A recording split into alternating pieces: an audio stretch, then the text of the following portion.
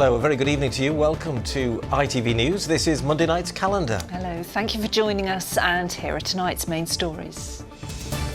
Police name the little girl attacked and killed by her family pet dog in North Yorkshire.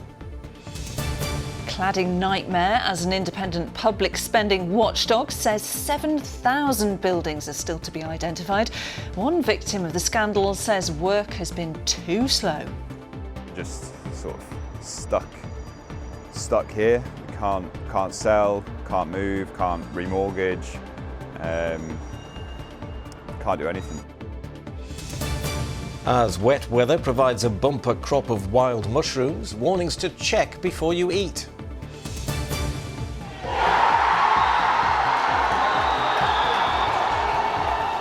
And they're through. Gainsborough Trinity's FA Cup journey continues after a thrilling comeback and penalty shootout.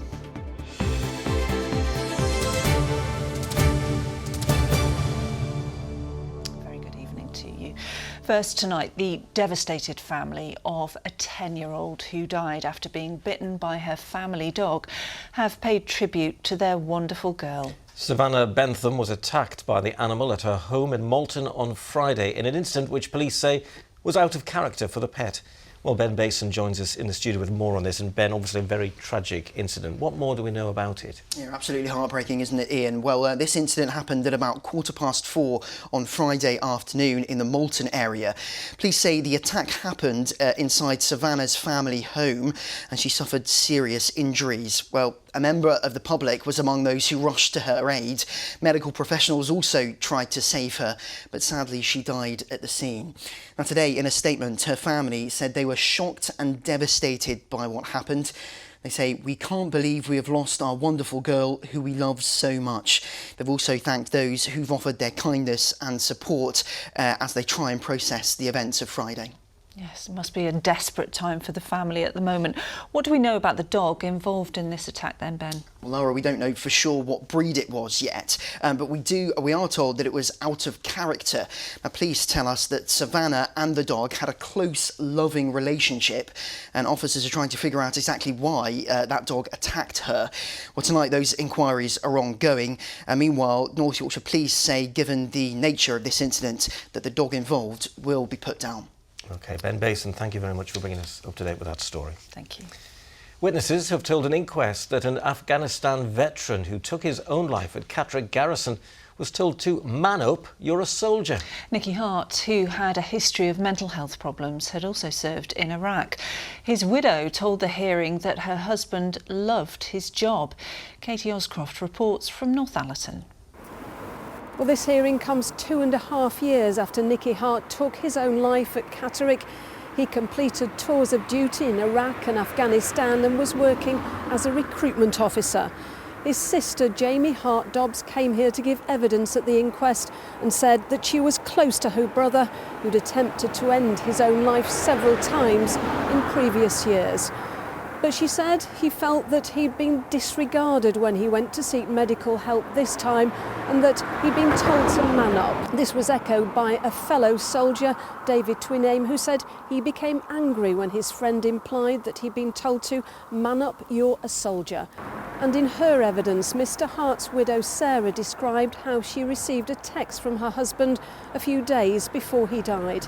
In it he said, "I'm sorry I've let you down." And it went on, "The army wants you to suppress all your feelings."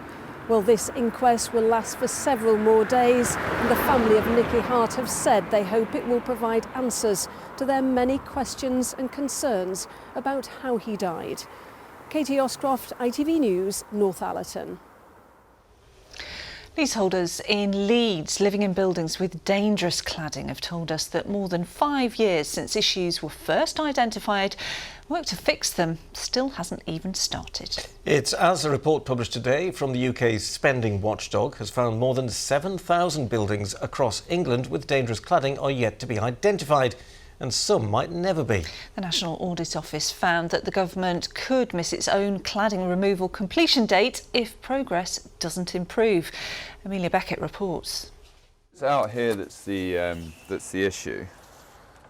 Robbie Laybourne bought this flat in Leeds city centre just months after the Grenfell fire tragedy. Little did he know his block would be riddled with similar fire safety defects to those which sparked that disaster. Timber decking on the balcony needs to be replaced. This needs to be stripped off and the insulation changed for compliance material, and then the fire breaks also to be done into the external wall cavities. So. But they are issues first uncovered here in 2020, and while fixing them should now be covered by the developer, no progress has been made.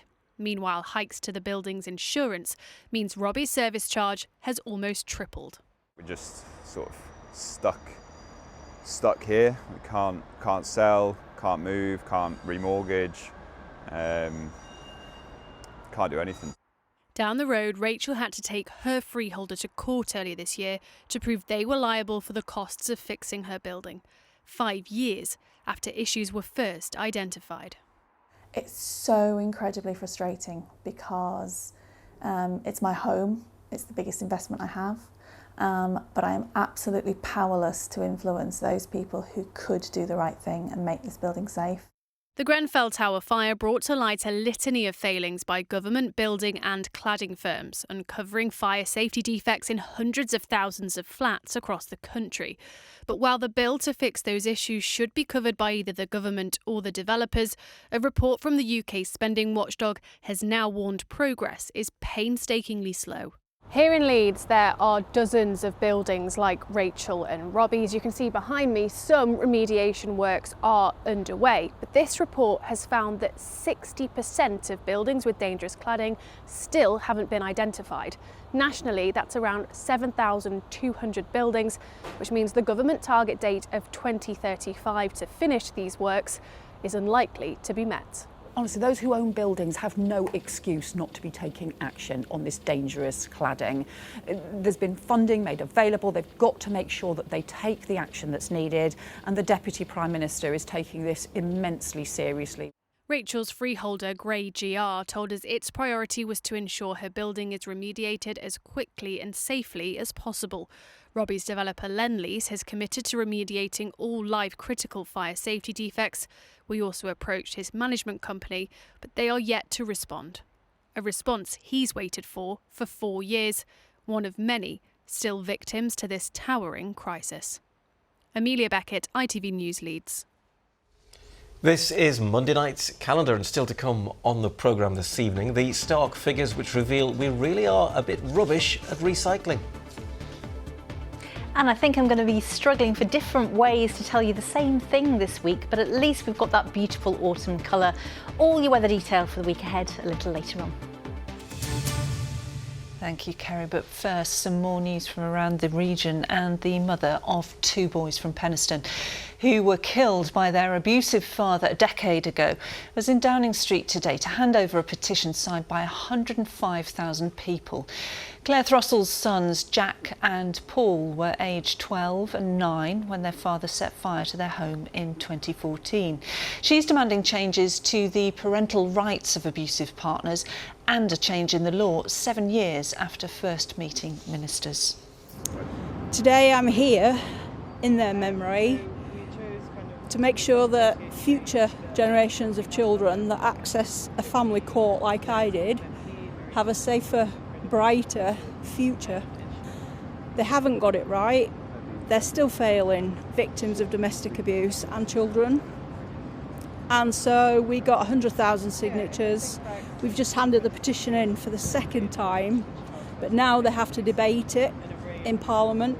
They have to look at practice direction, and hopefully in a fair, transparent manner, they will take presumption out of the family courts. Claire Throstle there. A haul of illegal fireworks worth £10,000 has been seized in Leeds. Officers carried out a warrant at a property in Seacroft on Friday after receiving intelligence about illegal sales in the area. The force says it'll act on any report of them being sold illegally. Yorkshire Water's investing £150,000 in reducing sewage discharges in Whitby. The project will see 104 metres of the sewer network in Runswarp being renewed, with the aim of bringing down the number of discharges from the storm overflow into the River Esk, which flows into the North Sea. Work is due to get underway next week. The ITV Evening News continues at 6:30 with more on that cladding story. And here's what else is on the programme with Mary Nightingale. Coming up in the programme, crunch time to win the White House. Just how crucial could the final few hours of campaigning be? Donald Trump and Kamala Harris make the final push to secure the presidency. Here, thousands more homes are under risk from dangerous cladding, many of them yet to be identified.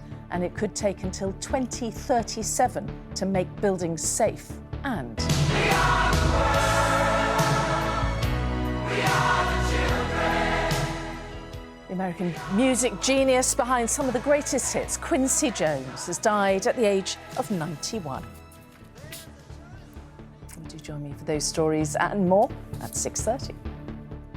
Mary, thank you. Now, Ian, I know you like to do your bit for the environment, so do you know what to recycle and what not to recycle? I must confess I'm quite good at it, actually, and I quite enjoy it, sorting through the bin and finding that someone else has put the wrong thing in and then changing it.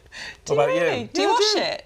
Yeah, I do, yeah. Oh, good, good. Well, that's good. Good. Well, new figures show rates of recycling are down, with councils in Yorkshire and North Lincolnshire collecting 81,000 tonnes less recycling from households in 2023 compared to the year before. In particular, confusion over plastic means that 1 billion items are being wrongly sent to landfill across the country every year. That's what I try to avoid, as Catherine Walker reports. From separate bins to bottle banks, it's easier than ever to recycle.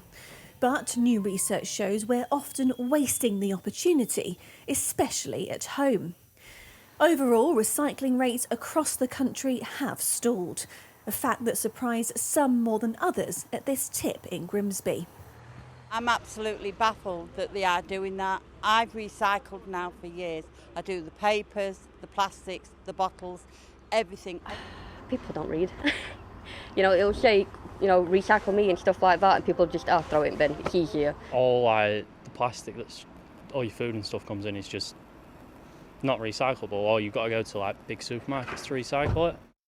While the majority of us do recycle something, nearly 80% of people still put things in the bin that could be recycled. In fact, more than 1 billion items are incorrectly put into general waste every year. The main offenders are plastic and glass, including 84.5 million cleaning product bottles, 126 million aerosols, 743 million yoghurt pots, and 59 million aftershave and perfume bottles. Those sorts of things that people just don't generally think about recycling. And you'll find most of these things are stuff that happens outside the kitchen. So things that it might dispose of in the bathroom, so shampoo bottles or say cleaning bottles. So it's really important that people think about recycling, not just in the kitchen, but elsewhere around the house in their daily lives as well. One of the biggest issues is confusion, and differences between councils mean that people aren't putting the right things into the right bins. That means that things that can be recycled are ending up at sites like this, ready to be taken to the incinerator. This sort of plastic packaging is absolutely fine to be recycled. At this waste transfer site, manager Sarah says a little extra research can make a huge difference. So what's your advice to people at home who want to get their recycling right and are maybe a bit confused? At the moment it's trickier because not all councils do collect the same items, but all councils will have a website with the right information on that you can go and check. You don't want to be wasting money, and it costs so much more to dispose of waste than it does to recycle it or to compost it. So it's both sides, environmental and financially. It's much better to put things in your recycling bins. A law is due to come into force standardising recycling across the country. But until the old system is binned, the onus is still on us at home to make sure we're not rubbish at recycling. Catherine Walker, ITV News. I do get frustrated that you can't recycle more. That's irritating. Oh, well, don't worry about it. No, I'll try not to. Right, time for some sport and an FA Cup comeback for the ages for Gainsborough Trinity.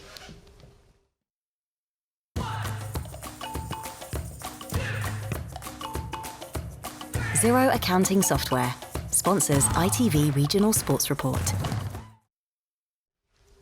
And Monday night, of course, so it's time to say hello to Arif. And Arif, Gainsborough through to the second round, but they had to work hard for it. Oh, they certainly did, Ian. And let me tell you, this game perfectly sums up what the FA Cup is all about. Gainsborough Trinity against Hednesford had it all. Goals, a pitch invasion, penalties, lots of them, by the way, and bags of drama.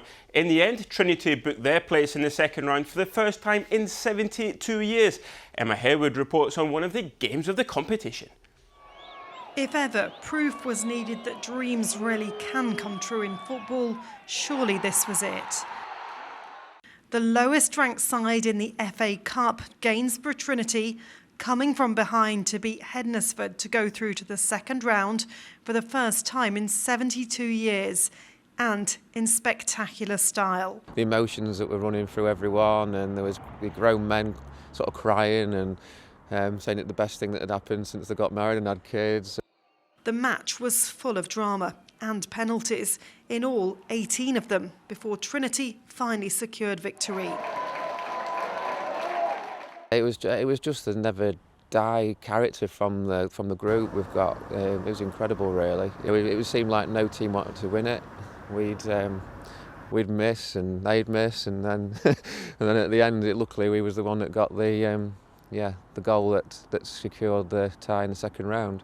And Saturday's win for this Lincolnshire side isn't just a boost for the players and supporters, it's also great for the club's coffers. Just that penalty alone, it's a 50k penalty, so it's just massive to the club and generates us some nice income, which is much needed.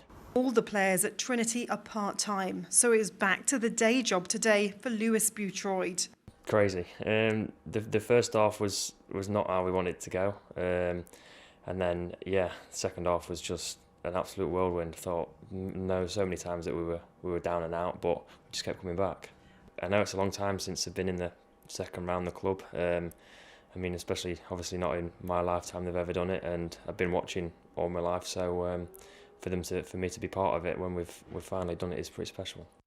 On Saturday, around 500 supporters travelled to Hednesford for the match. Now the town is dreaming of bigger times ahead. It's good for the town. Trinity have done us proud.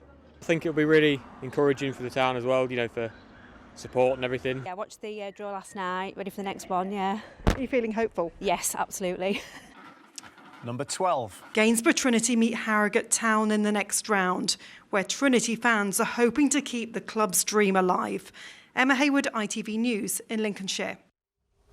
Oh, I love this. It's brilliant, isn't it? Yeah, really, really good. Yeah. So who's going to be joining them then in the second round? Well, thankfully, Gainsborough are not alone. 6 of our teams are joining them as they came through unscathed from the first round. Doncaster Rovers did just enough to beat Barrow 1-0 away from home. Chesterfield avoided a potential banana skin with a 3-1 win over non-league Horsham. Barnsley will welcome Bristol Rovers to Oakwell after coming past Port Vale. Bradford had a brief scare against non-league Aldershot. The Bantams came from behind to win that one.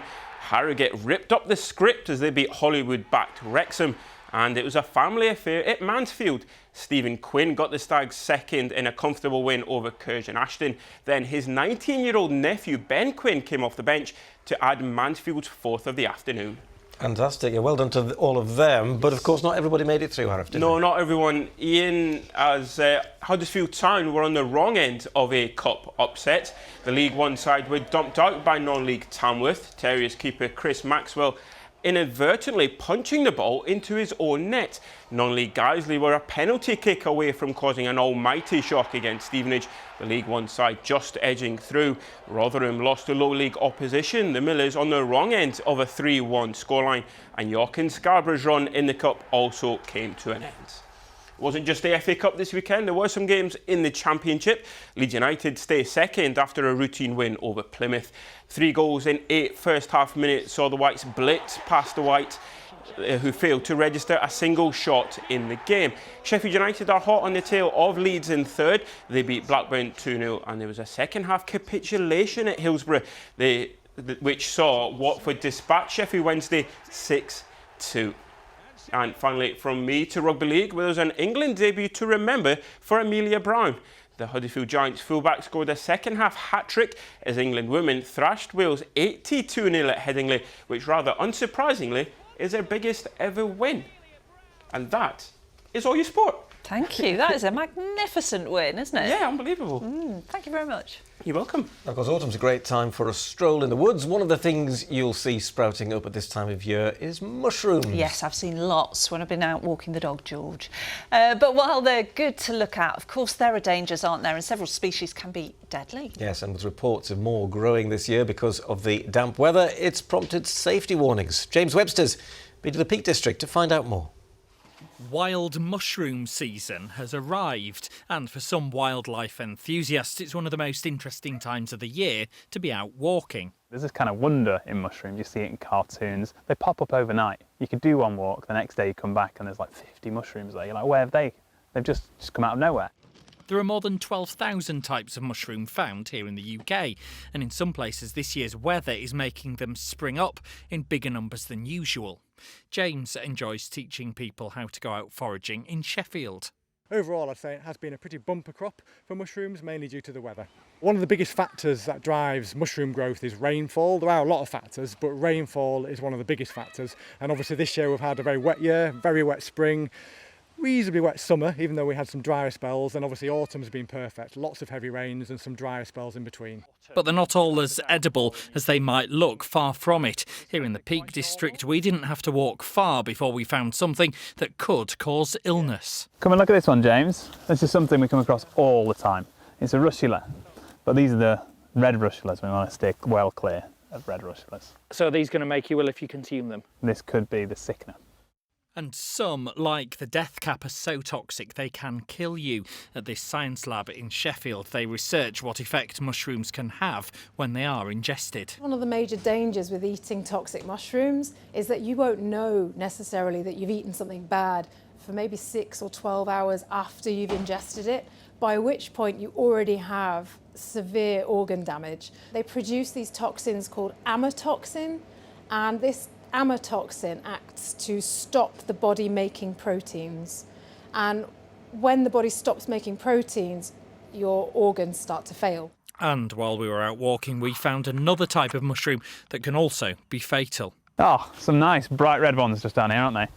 They're massive. Yeah, these are called fly agarics with the white dots on top. They're in a family called amanitas. It's a family we want to be very, very wary of. What are these going to do to you if you do eat them? So you'd consume, I think, probably about one of these, you'd have some serious vomiting, you'd be on the toilet for quite a while. There are safe ways of trying more unusual mushrooms. Specialist growers, like this one based in Leeds, supply restaurants with varieties that have exotic tastes. Our farm runs on like a semi-batch production, and so we know that that batch has that certain type of fungus which is only going to produce certain type of mushrooms. So there's no chance that we could potentially grow a mushroom that could be harmful. There really is some fantastic things. You know, people talk about mushrooms being nature's stock cube, with some of the really intensely flavoured mushrooms like the porcini and chanterelles and stuff, and truffles which you can find in the wild. These mushrooms are all safe to eat, unlike some of those we found while out walking.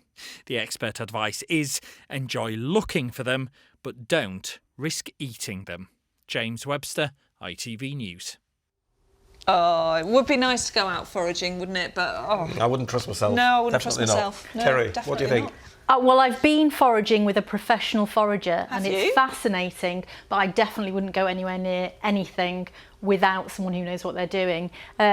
Look but don't touch, that's basically the advice, I think, isn't it? But it's a surefire sign of our autumn, and we like to see them, don't we? So big thank you to Paula for this one. Basically disguising itself amongst the bark there. This one is what I thought was the fly agaric, but maybe not after that little sequence there. But this was in York. A big thank you to Kerry Greenfield. We're getting a little bit creative now, Ashley Howard, but we're loving it. It's a Monday, why not? And I absolutely adore this one. Look how tiny it is. So John's basically put his little shopping trolley coin, which is the size of a £1 coin, and the tiny little one that's next to it, and it's almost transparent, the little hood there. I think it's an angel's bonnet. That's me, that's not John. So a big thank you to John for sharing. And yes, we love to see them, don't we? But yeah, don't touch them. Love to eat them as well. Oh yeah, they're yummy. Mushrooms are yummy. And will the weather continue in the same vein? Misty, murky, damp, certainly over the hills, so any woodland areas over our Pennine areas will continue to be pretty grey and damp over the next few days. Our jet stream is way far to the north. It's keeping us in a relatively mild sector, so milder than average or above over the next few days. But yes, high pressure is out to the east, and anything remotely dramatic is staying out to the west, so we're basically in the middle. So if anything, it's quiet over the next few days. So of course, bonfire weather, what's it going to be like over the next few days? Cloudy but dry, mist patches and mild, not too bad but not chilly. Here's your forecast. Good visibility on the horizon. TUI sponsors ITV Yorkshire Weather. Yes, no dramas weather-wise this week, but sunshine is definitely at a premium. So we're hunting for those golden colours against the grey skies. Keep those photos coming, weather photos at itv.com. So high pressure keeping things mainly dry, but generally grey and murky at times, particularly over higher ground. But we're not chilly.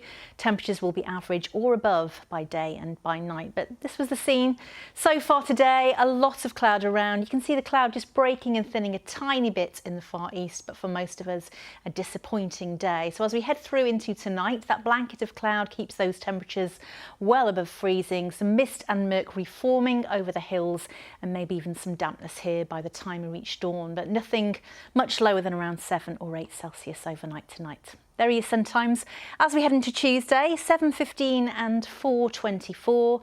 Another disappointingly grey start tomorrow, misty and murky, damp potentially over the hills. Into the afternoon, again very similar to today, a chance of the cloud thinning and breaking at times, most likely over North Yorkshire, but it will be the exception rather than the rule. The temperature's pretty much near where we'd expect for the time of year, and the wind's light and coming in from that southerly direction, so nothing too cold. Everything stays to the west as we head through into Wednesday. We are expecting it to be mostly dry, again highs of 12 or 13 Celsius. And then as we head into the next couple of days and nights, it stays mostly dry. There'll be some mist and murk, particularly after the fireworks, of course, but livelier towards the weekend, hopefully with a bit more sunshine, but also showers. TUI sponsors ITV Yorkshire Weather. There you go, even though we've not got clear skies, poorer visibility with the mist and fog and all the fireworks shenanigans over the next few days. Yeah, busy time. I've been hearing fireworks going off around us. I went to my next door neighbours on Saturday night and we had a bonfire there and they fed me pie and peas. Oh, lucky thing. Nice. Right, that's all from us tonight. Thank you very much for watching. We'll see you tomorrow. Good evening, good night. Bye.